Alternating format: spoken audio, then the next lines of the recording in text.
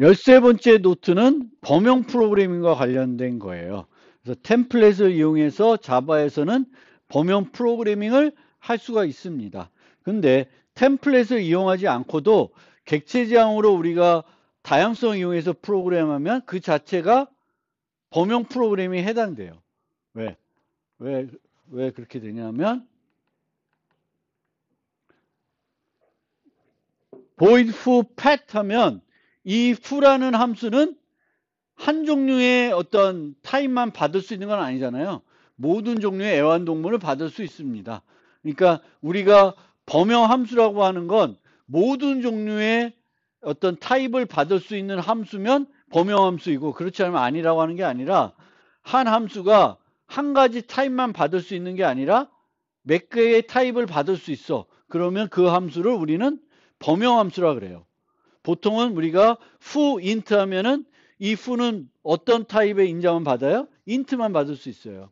그런데 만약에 foo pet, bar flyable 이런 식으로 하게 되면은 객체지향의 다양성을 활용하는 거기 때문에 한 가지 타입뿐만 아니라 여러 타입을 받을 수 있어요. 그래서 일반적으로 우리가 객체지향 프로그래밍 하면은 범용 프로그래밍을 하게 되는 겁니다. 다양성을 이용하면. 근데 이제 이 범용 프로그래밍은 크게 두 가지로 우리가 나누게 됩니다. 범용 함수를 만드는 거, 범용 클래스를 만드는 거, 이렇게 두 가지로 나누어지는데, 범용 함수를 만드는 건, 함수는 어떤 기능을 하는 거잖아요. 어떤 기능을. 그렇기 때문에 모든 종류의 타입을 받는 함수를 만드는 게 보통 목적이 아니고, 그 기능을 할 수 있는 애들만 받아서 처리하는 게 목적이 됩니다.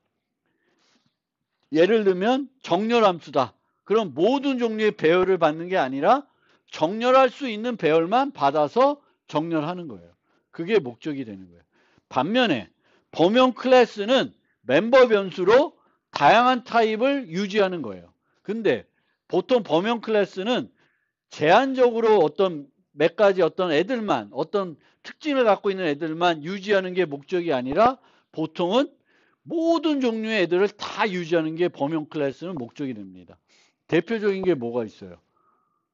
자료구조. 자료구조들은 목적이 특정한 종류의 데이터들만 그 자료구조에 유지하는 게 목적이 아니라 모든 종류의 어떤 종류든지 다 유지하는 게 목적이 됩니다. 그래서 이제 범용 클래스와 범용 함수는 그런 특징을 갖고 있어요. 그리고 그 자바 5 이전에는 이제 템플릿 기능을 제공하지 않아서 주로 오브젝트를 이용해서 범용 프로그래밍을 했습니다. 근데 그렇게 하다 보니까 불편한 점들이 많았어요. 어떤 점이냐면 오브젝트를 이용하게 되면은 이제 자바에서 오브젝트는 모든 종류의 객체를 유지할 수가 있죠. 단 뭐는 유지 못해. 원시 타입은 유지가 안 되겠죠. 그런데 자바에서는 이 원시 타입도 래퍼 객체로 바꿔가지고 객체를 대신 유지하는 걸로 해서 오브젝트에 유지할 수가 있습니다. 그래서 이제 그런 이제 대안으로 오브젝트를 이용해서 우리가 어떤 자료 구조를 만들면 이제 모든 애들을 다 유지할 수가 있는 거죠. 그런데 문제는 뭐냐면은 이제 인자가 오브젝트니까 여기에는 집어넣는 거에 제한을 못 하는 거예요. 나는 뭘 하고만 싶으냐면은 문자열만 유지하고 싶은 거예요. 어레이 리스트에 문자열만 유지하고 싶은 건데 그게 제한이 안 되는 거예요. 오브젝트로 구해놨더니. 그리고 반환도 스트링으로 반환해 주는 게 아니라 뭘로 반환해 줘요? 오브젝트로 반환해 주는 거예요. 예전에 자바 5 이전에. 그러면 내가 또 걔를 어떻게 해야 돼? 내가 문자열을 저장한 거니까 다시 또 문자열로 타입 변환을 해줘야 돼요. 그러니까 타입 안전성도 제공 못하고 막 내가 할 때마다 계속 타입 변환을 해줘야 되는 거예요. 번거롭게. 그래서 예전에는 내가 저장하고 싶은 거는 강아지인데 강아지만 저장할 수 있는 게 아니라 고양이도 저장하고 토끼도 저장하고 다 되는 거예요. 그래서 그 문제를 이제 해결하는 방법으로 이제 이렇게 그러니까 템플릿을 이용해서 쓸 수 있게 해줬어요. 그래서 템플릿을 이용하게 되면은 이제는 타입 변환 없이 내가 그 범용 클래스에서 반환하는 걸 쓸 수가 있고, 또 여기에 내가 타입 인자로 지정한 스트링이 아닌 다른 종류의 객체들이 전달되면 문법 오류를 받을 수 있게끔 이제 개선이 된 거예요. 그래서 이제 템플릿이 도입됨으로써 이제 자바에서 좋아진 점은 범용 프로그램 할 때 일일이 내가 타입 변환을 안 해도 된다. 시스템에서 대신해 준다. 그런 특징이 있고, 내가 지정한 그 종류의 타입 외에는 다른 타입을 쓰려고 그러면 문법 오류를 줄 수 있게 된 겁니다. 그래서 자바는 이제 템플릿을 이제는 이용하게 되면은 그런 이점이 있고요. 여전히 템플릿을 이용하더라도 범용 함수나 함수 같은 경우에는 특정한 기능을 제공하는 애들만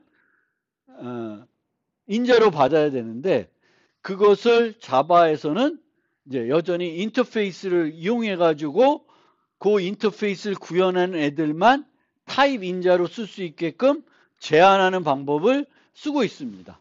그럼 왜 그렇게 하냐? 왜 그렇게 하냐? C++에서는 타입 인자를 쓰면 범용 함수를 만들었어요. 그리고 썼어요.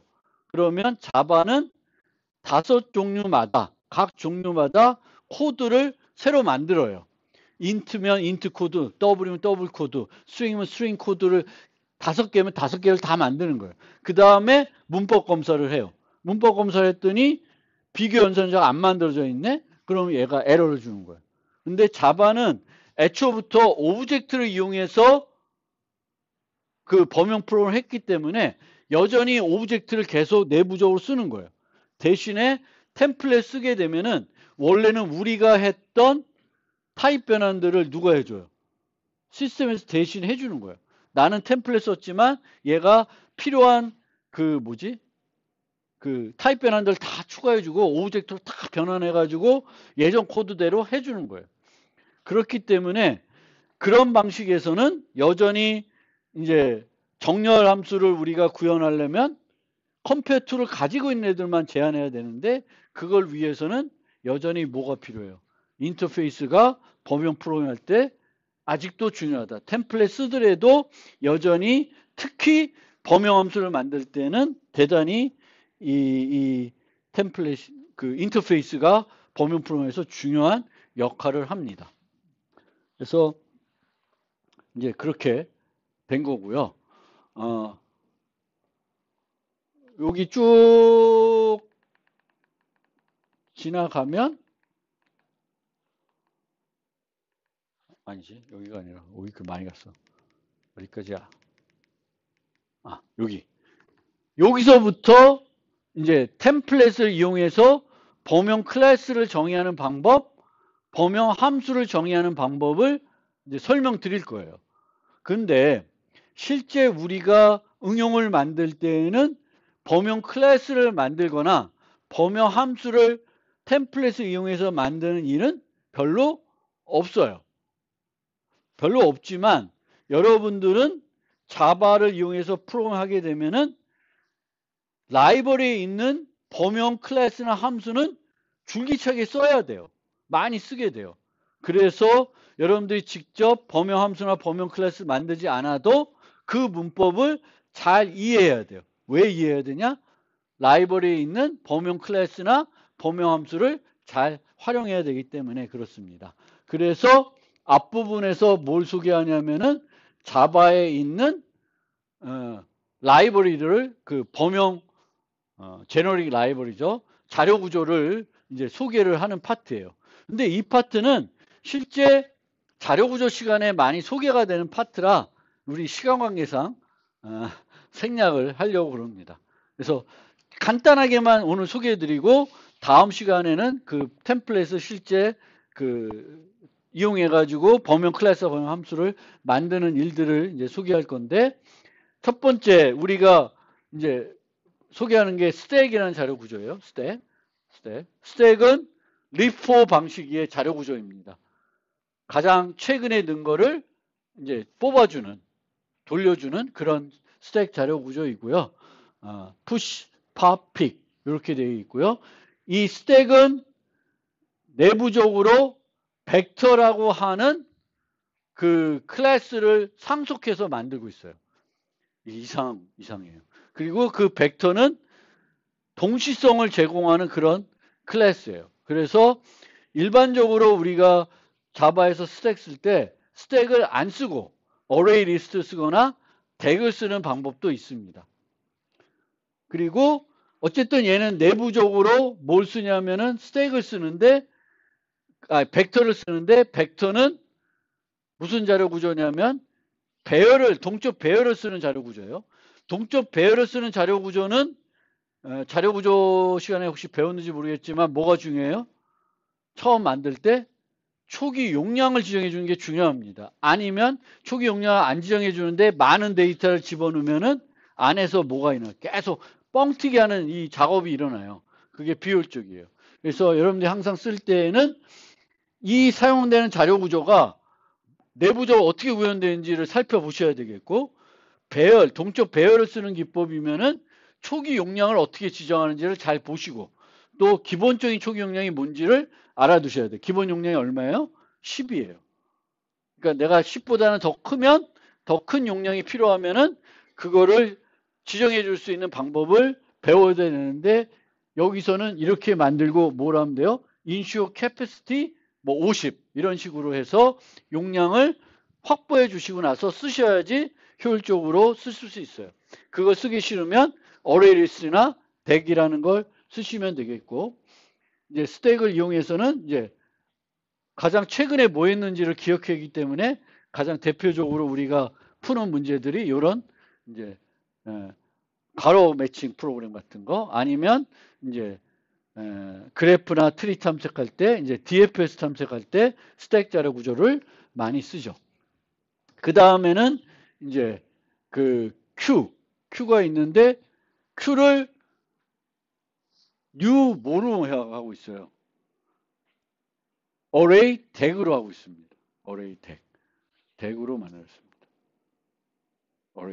array 덱은 내부적으로 뭘로 만들어져 있을까? 동적 배열로 만들어져 있죠. 근데 덱이면 동적 배열인데 어떻게 만들어져 있어요? 순환 배열로 만들어져 있는 그런 자료 구조입니다. 그리고 배열로 만들어져 있으니까 초기 용량이 중요해요. 얼마? 16으로 쓰시면 돼요.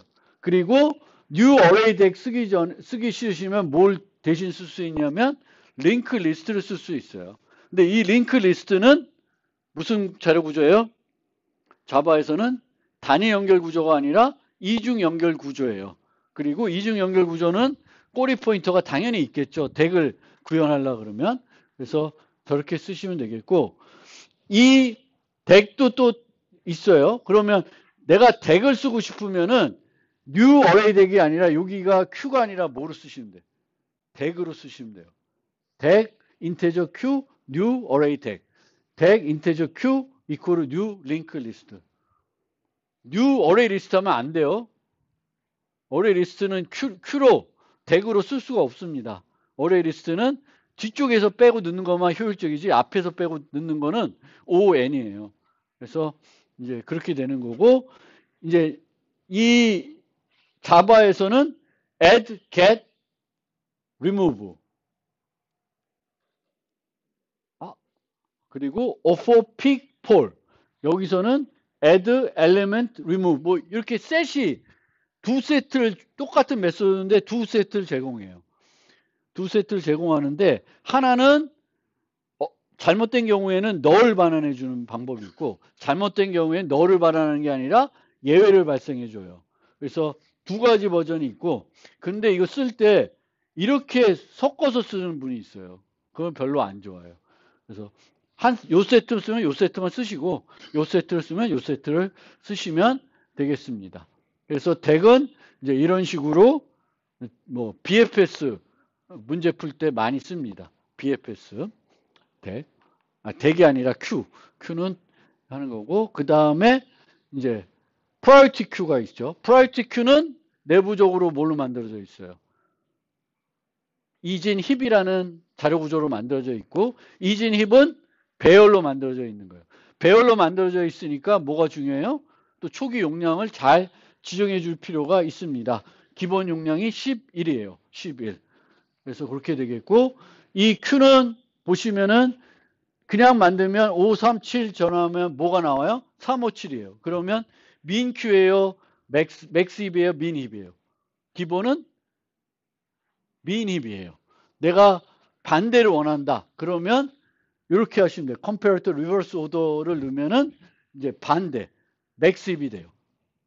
그리고 이제 이 Q를 쓸 때는 여기에는 소개가 안 돼 있지만 이제 여기다가 인테저가 아니라 뭐 스튜던트를 넣는다. 그러면 원래는 스튜던트 같은 걸 넣으면은 뭘 이용해서 우선순위를 결정할까? 스튜던트 넣으면은 컴페러블 한 애들만 쓸 수 있어요. 그리고 컴페어블 애들 넣으면은 거기에 있는 컴페어 투 메소드를 이용해서 우선순위를 미니 기준으로 만들어 버려요.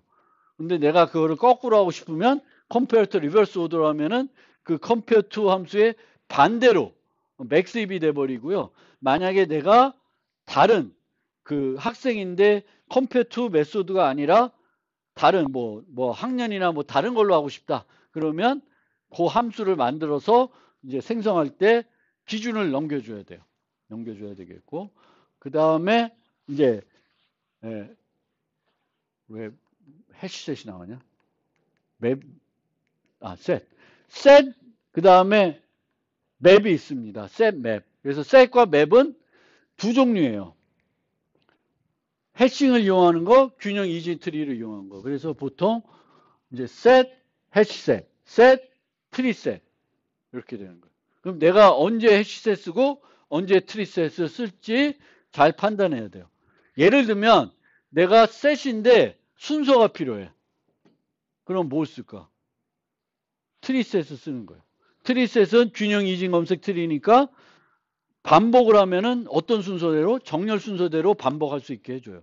근데 해시셋은 기본적으로 막 여기저기 들어가기 때문에 반복자가 효율적이지 않습니다. 근데 속도를 조금 더 빨리 하고 싶다? 로그 n이 아니라 O 안에 그리고 해싱이 좀 빠르게 할 수 있어요. 그러면 이제 해시셋을 쓸 수도 있습니다. 그리고 해싱은 내부적으로 배열을 이용해서 만들기 때문에 초기 용량이 매우 중요합니다. 근데 얘는 균형 이진 트리고요. 균형 이진인데 노드들을 이렇게 연결해서 트리 만드는 거고 레드 블랙 트리라는 걸 쓰기 때문에 쟤는 그런 거 필요 없어요. 초기 용량 신경 안 써도 되고. 그리고 맥스 값, 민 값도 얻기 쉽고 순서를 얻을 수 있어요. 그리고 그런 순서가 필요할 때는 트리셋인데 이쪽에 셋 말고 sorted set을 쓰시면은 여러 가지 메소드들 그 순서에 따른 메소드를 얻어서 활용할 수가 있습니다. 그러니까 sorted set을 쓰는데 여기에 해시셋 썼다. 이거 잘못된 거예요. 해시셋은 sorted set이 아니에요. sorted set 여기에는 뭐가 와야 돼? 트리셋. 트리셋이 오시면 돼요. 그러면 sorted set에 있는 뭐 last, first 뭐 이런 메소드를 이용해서 어떤 순서 기반한 연산들을 활용할 수 있고 그리고 이제 enumset 같은 게 있어요. enumset은 뭐냐면은 이 집합에 저장할 수 있는 요소가 열거형 객체들만 들어가요. 그러면은 이런 식으로 만들면 얘는 어떤 애들이냐면 일요일하고 토요일만 들어가 있어요. 그러면 어떤 지금 요일이 주말인지 아닌지 볼 때는 위켄드에 있는지 없는지만 보면 되잖아요. 간단하게 열거형으로 집합을 만들어서 또 프로그래밍 하실 수가 있습니다. 그래서 중복을 우리가 찾는 문제도 이렇게 셋을 이용하면 쉽게 풀 수가 있고요. 맵은 이제 그 집합과 비슷한 개념인데 키와 값, 쌍이 있고 요 쌍을 빠르게 찾는 게 목적인 경우가 많이 있습니다. 그리고 보통 셋은 이제 중복을 허용하지 않죠. 셋은. 근데 맵도 중복된 요소를 저장 못해요. 근데 얘는 풋하면 이제 안 들어가는 게 아니라 키 값을 바꾸게 돼요. 그러니까 여기서 원래 지브라가 O였잖아요. put 지브라 8 하면 지브라가 안 들어가는 게 아니라 O가 8로 바뀌는 거예요. 만약 셋이었으면 지브라인데 또 지브라를 넣게 되면 그냥 무시하겠죠. 이전에 있다고 그래서 그리고 요거 중요한 겁니다. 우리가 알고리즘 짤 때 예를 들면 문자 빈도수가 필요해요. 어떤 문자열에서 가장 많이 등장하는 문자를 찾고 싶어. 그럼 뭘 만들어? 빈도수 배열을 만들잖아요. 빈도수 배열을 만들 수 있는 이유는 A부터 G까지 개수가 제한적이고 얘를 0에서 25로 매핑할 수가 있죠. 근데 문자의 빈도수가 아니라 가장 많이 등장하는 문자열을 찾고 싶어요. 그러면 문자열들은 너무 많잖아요, 종류가. 그리고 얘를 뭐 0부터 100까지 매핑할 수 있는 방법들이 없어요. 명확하게 없잖아요. 그러면 이제 그런 애들은 빈도수 배열을 만들지 못하고 뭘 만들어요? 빈도수 맵을 만드셔야 돼요. 빈도수 맵. 빈도수 배열은 애들이 개수가 제한적이고 색인으로 이렇게 1대1로 매핑시킬 수 있을 때 쓰는 거고, 이제 이런 경우는 안 돼요. 그래서 빈도수 맵을 만드는 방법은 요건데, 요때 잘 알아두세요. get o default라는. 그래서 없으면 0을 주게끔 만들어가지고 만드는 거예요. 그러면 이렇게 만들고 요 줄이면 이제 이 배열에 대한 빈도수 맵이 만들어지는 거예요. 그러면 애플은 2개, 3개, 그레이프는 하나, 바나나는 하나.